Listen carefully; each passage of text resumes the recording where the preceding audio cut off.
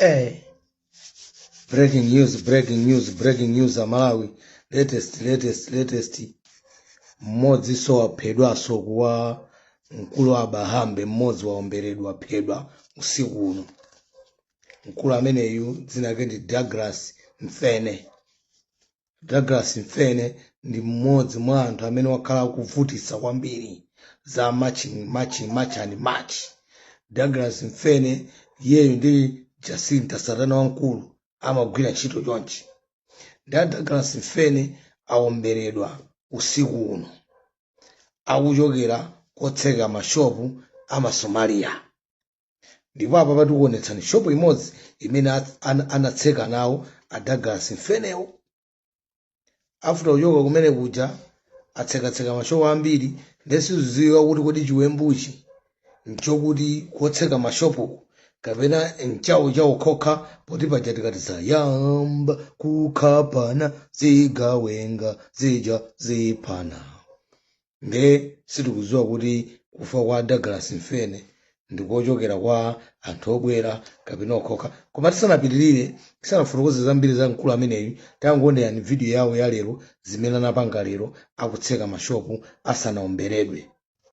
Operation namba kahle la sesikhipile impahla zabo sikhathile akekho umuntu othatha into zabo njengamanje silinda amaphoyisa avela asendleleni ne-truck yabo izobaqoqa izinto zabo bese behamba kahle akekho umuntu othatha into zabo siyabakhiphela sebasiza futhi ngoba siyabakhiphela nje bakhiphela nangu ubhuti la sisebenza naye siyabakhiphela impahla sigade akekho intshontshayo akekho lutho akekho wenzayo and then we wait for i-truck yabo.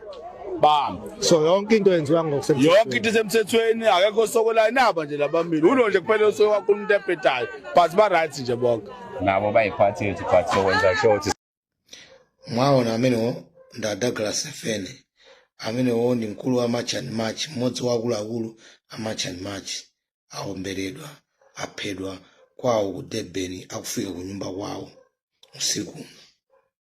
Ndipo ndi amene mukuwaona akuyankhula zokuti siyawavalesa siyawakhipa izinto zawo blah this and that akuti tatseka tikutseka mashopu amene anthu amene sitikufuna azipita. Ndi anthu ajasanapita amba kupita ndiwo kuti chete dziko lino akuluakulu tizikhala osamala, tizikhala anthu osamala dziko lino la South Africa. Ndimakhala ndinena kuti Malawi pola kunthanzi maso pasogolo kupita zingine kusizuzika kuti zikuyenda bwanji ndi osakhala sogona yayi. Maona eti chifukwa kuoneka kuti apapa ma Somalians ali pampanipani, ma Ethiopians ali pampanipani, ma Bangladesh ali pampanipani, namakamakazi athu amene amapanga business ya mashopu amene ali anthu obwera miyo yawo ili pampanipani. Koma nawonso akuoneka ngati sakulola. Tamone yani mkulu uyu anampezeraso anyamata ena koma sanatutumuke sizosoti zathera bwanji.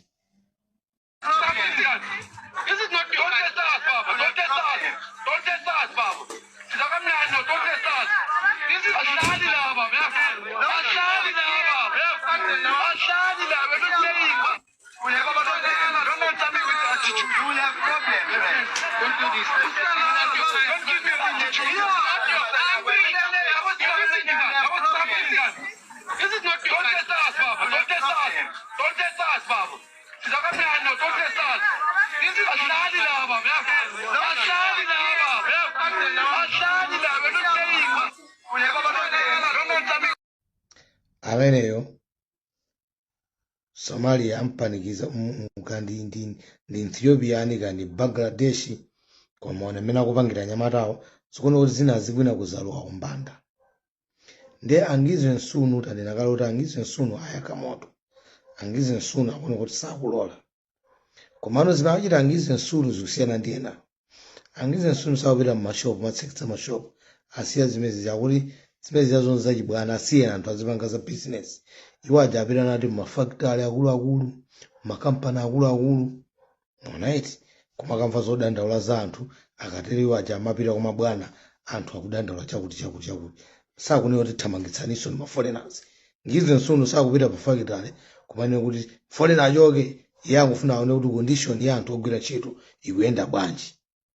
ndesi luzoti ngizwe nsunu wasintha bwanji maganizo all of a sudden akuoneka ngati iye wasiya za anthu obwera akulimbanano ndi mabwana akulimbana ndi zina tangu muonerani tisanapite kutali zinachita ngizwe nsunu.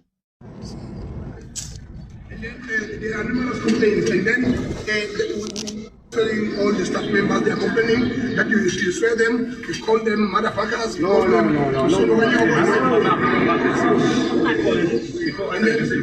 And then there are numerous complaints, and then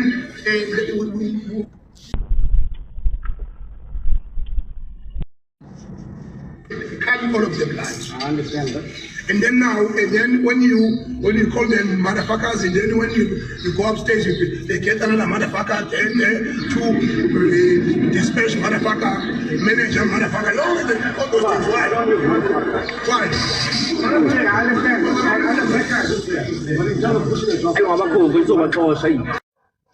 Kanina yomaliza ndimene achitika ku Malawi. Okay, akuluakulu mwandipanga force anthu kuti kanidi yankule kwabwera message inbox ambiri kwa basi. Koma ineyo sindofuna mankula za ku Malawi right now.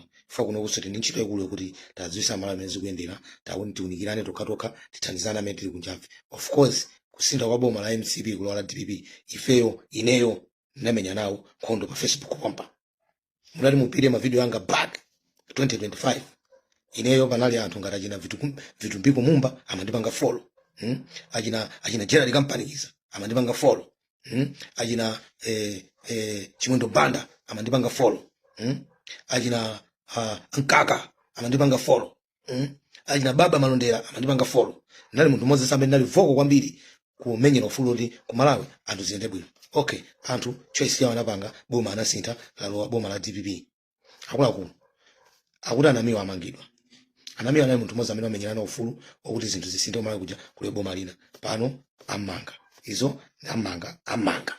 Munthu akakiso mene umangidwe. Munthu akakiso mene utengedwe ndi boma likunikire kuti pala ku kampani. Kapene yonso lunikire kuti ine ndi matosapa. Imene ine sinufuna kulowerera nawo. Ya anamiwa ayo. Ai, ndakweza manja. Koma chimene ngofuna kuyankhula ndiyo kuti ine monga munthu oyimirira Malawi kuti Malawi ndale kainoi sinatendera kachomwe tisambire campaign. Ai, please let those people amene akuyendesa chongolero ayendese tapase 3 years ndeti ambe kuyankhula kuti anthu akukhotesa basi kuchire basi yangamba kumene kickstart. You cannot start pointing the driver kuti akulakwisa. Ndakumuda ndi kuyankhula kwa Mike Kabwira akuyankhula kuti ali boma la MCP. Anamiwa apempha kuti akaperekera uthenga kwa achakwera kuti achakwera amene amamanga anamiwa kumakapasa mpunga wa akeni ali ku prison. Please Mike Kabwira muziyankhula zinthu pena pakati makhani munthu achilungamo. Namiwa mwe munamtidzimula. Namiwa mwe amakhabidwa asilikali ndi apolisi akuona. Iniwo mukuziwa Mike Kabwira. Iniwo makamu munthu tukwana namiwayo. Lero 2 minutes mukanene kuti simukunena zozona kanjani. Abahambe mtundu atimene. Tenze kana nachungama. Ine ni madanda anthu andale opanga ndale zaboza, ndale zonamisano, ndale zopusa. Usamatenga Malawi kupusa. Ine ni madanda anthu oti munthu azaseweresa Malawi. Kaya ndiwe ndani I don't care. Kwa munthu okuti uzatenga Malawi ngati zisiku, sibwino. Malawi aliyense ni mane mubwereza. Ni munthu ofunika kwambiri. Tiye ntipangeni zothandiza Malawi. Tiye tonse tigwirizane. Ine ni makanthu nene one Malawi, one nation, one family. Tiye tigwirizaneni kutukula Malawi. Tayi andale sinoi. Tidikire kusogoloko tiyambe ndale pano tipange zoti Malawi aliyense amve kukoma. Pamene pakula kuika yankhulani. Pamene pachitika bwino tiye tiyankhuleni. Kodi ine ni mafuna ndifunse kodi sizingatheke kuti pazikhala chisankho chochotsa opposition party. Kuti opposition yalephera tiyike ine ipangiza opposition. Chifukwa opposition imene ndikuiona ku Malawi tayi zonse imene imayiona imakhoyokoka boma linalo pansi. Ndiye kuti cha kodi akati opposition ndoti chine chiyonse kuzigumula.